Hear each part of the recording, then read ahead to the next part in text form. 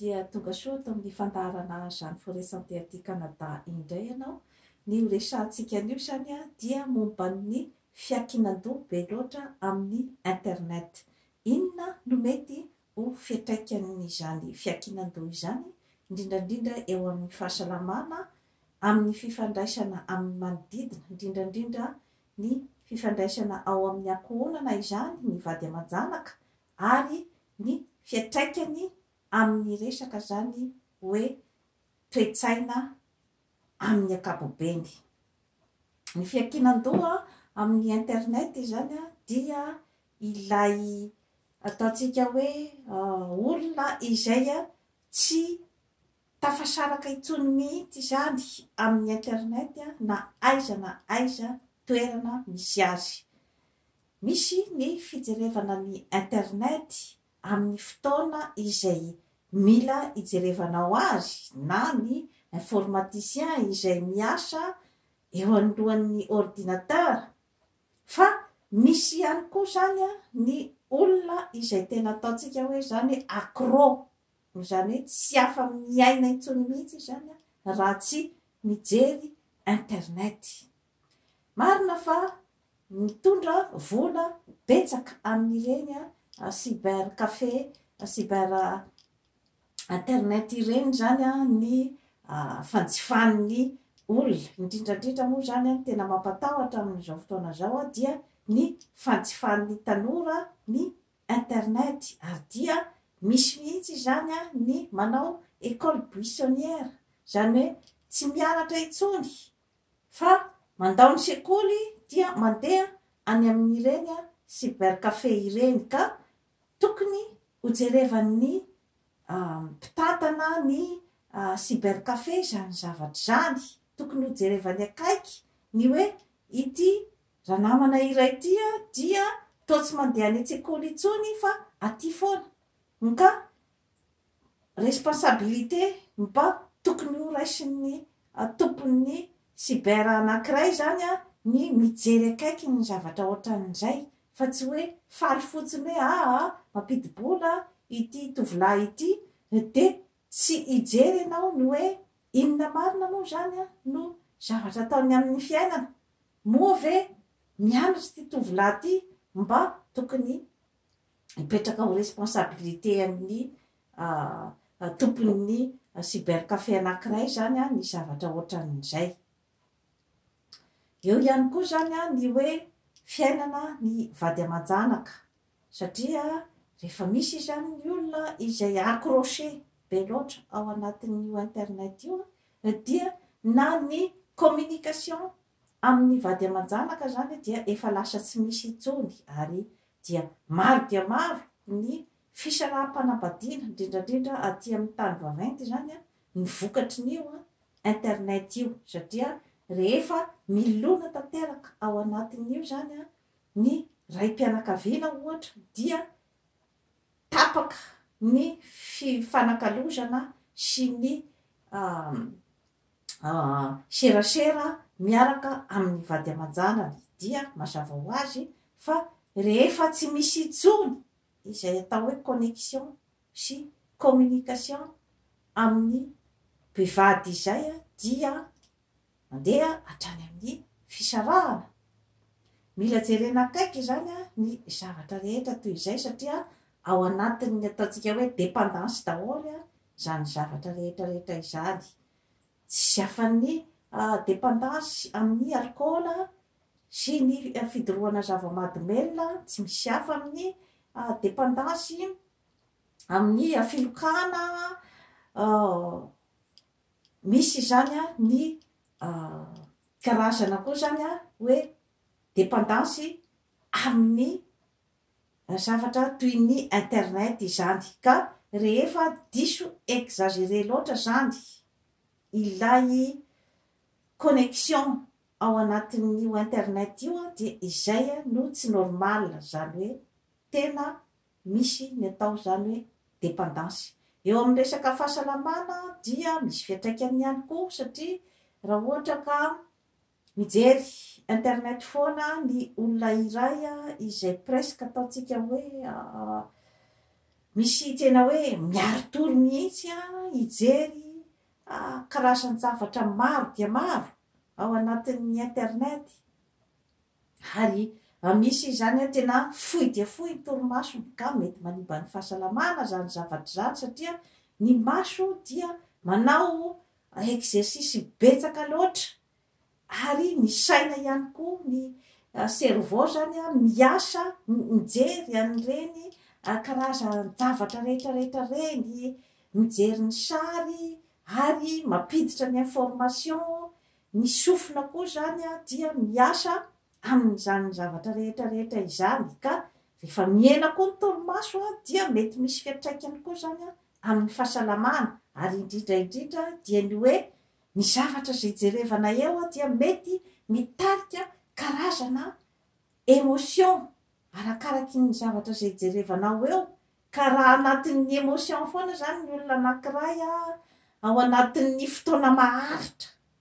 mandritry ny journée ray manontolo miaraka amin'ny alina io zavatra io zany amin'ny fiaretatory amin'ny alina dia mazava ho azy fa amizana ny olona iray izany zavatra rehetrarehetra izany satria sahala amin'ny paray rehetrarehetra koa ny atidohantsika olombelona io ny tenatsika olombelona io dia tsy afaka andeha hiasimile zavatra betsaka loatra ao anatin'ny fotoana maharitra zany misy zany ny olona sasany dia fa tsy afaka tsony hoe tena miresaka amin'ny olona ao an-trano satria efa ny internet zany no lasa fiainany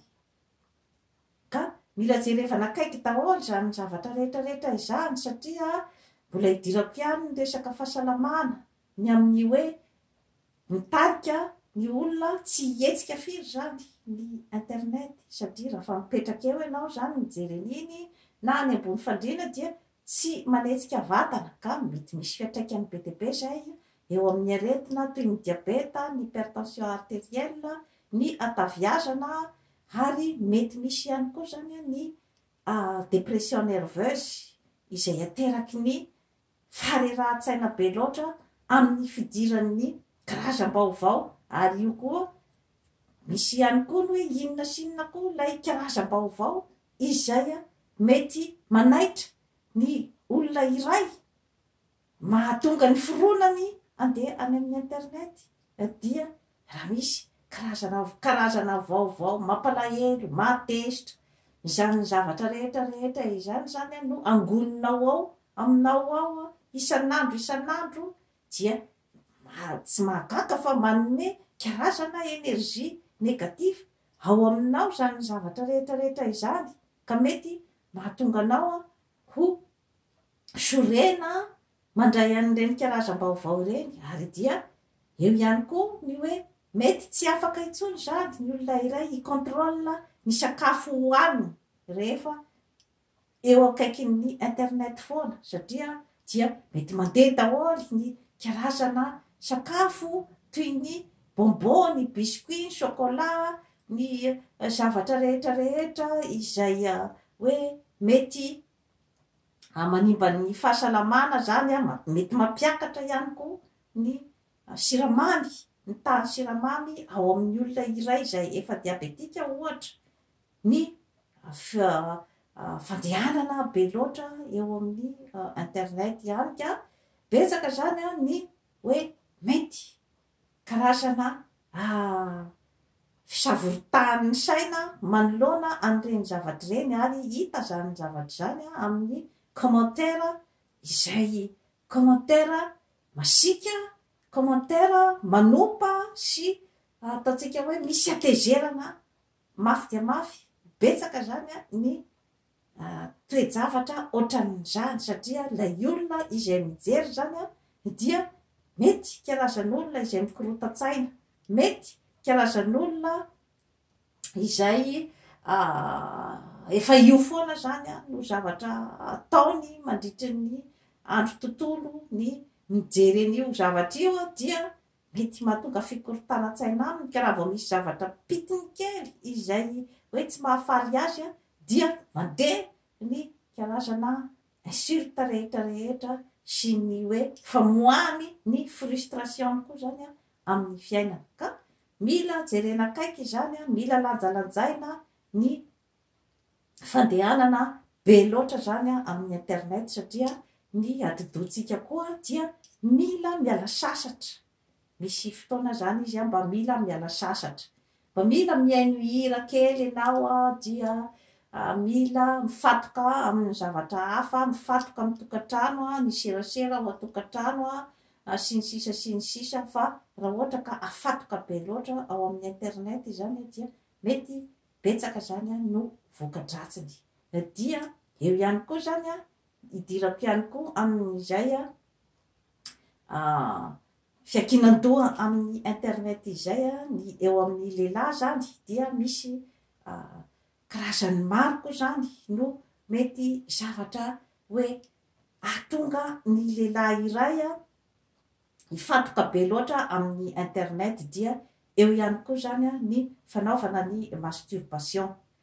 Ny masturbation zany dia idirako kely ny amin'ny momban'iny. Ny masturbation dia ny karazana zany hoe acte sexuel zany ataon'ny lehilahy iray amin'ny tenany, zany hoe amin'ny fikasiany zany ny taova mahalehilahy azy. Ka izay zavatra izay zany dia tsy zavatra normal zany ny masturbation amin'ny olombelona, saingy kosa raha ohatra ka lasa atao obsession zany la izy dia eo no mety mampisy ny olana satria rehefa obsession izy dia manjary sahala amin'ny filana rehetrarehetra ihany koa, amin'ny hoe filana sahala amin'ny fisotroana toka, sahala amin'ny fikasiana zava-mahadomelona, sahala amin'ny filana ara-nofo rehetrarehetra. Ka mety manakorotana ihany koa ny fifandraisan'ny lehilahy iray amin'ny vadiny zany zavatra zany satria maro dia maro ny trangan-javatra zany indrindrandrindra aty amin'ny tany vaventy ny amin'ny hoe rehefa rangahy zany dia milona be loatra ao amin'ny fijerevana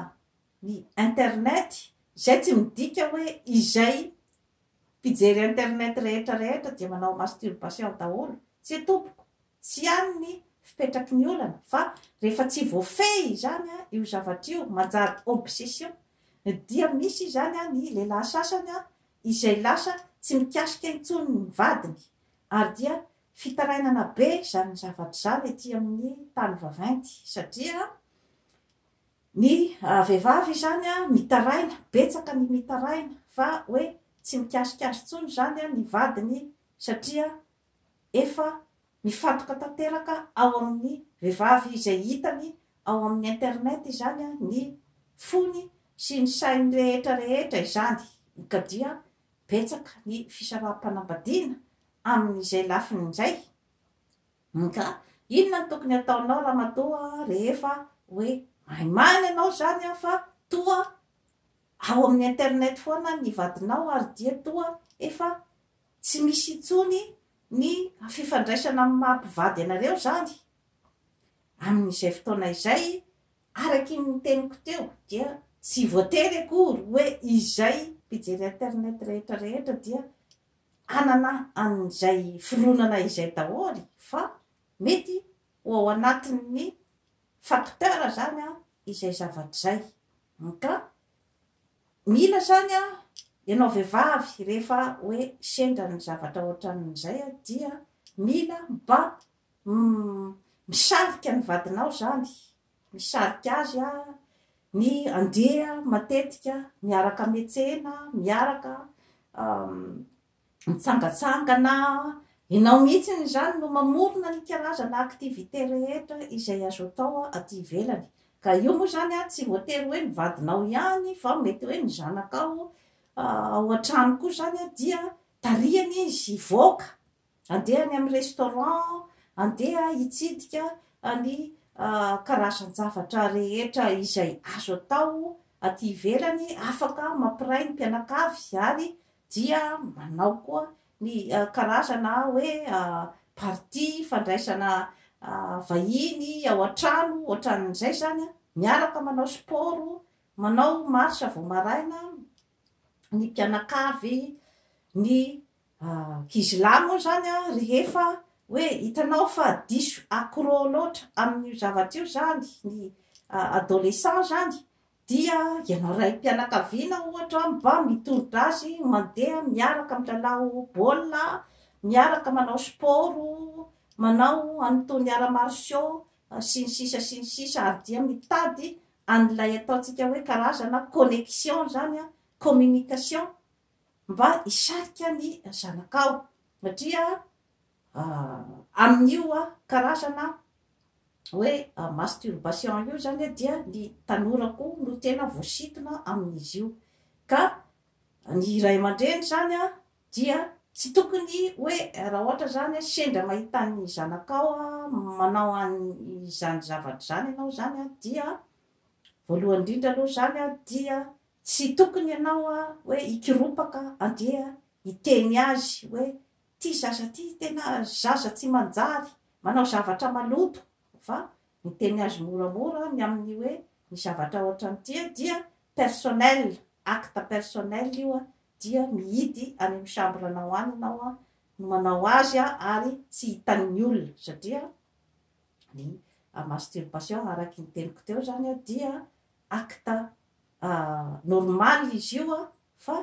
saingy kosa hoe mila an'izay hoe discrétion ny tenany manokana zany ny olona izay manao azy fa ny zavatra tsy normal zany dia ny hoe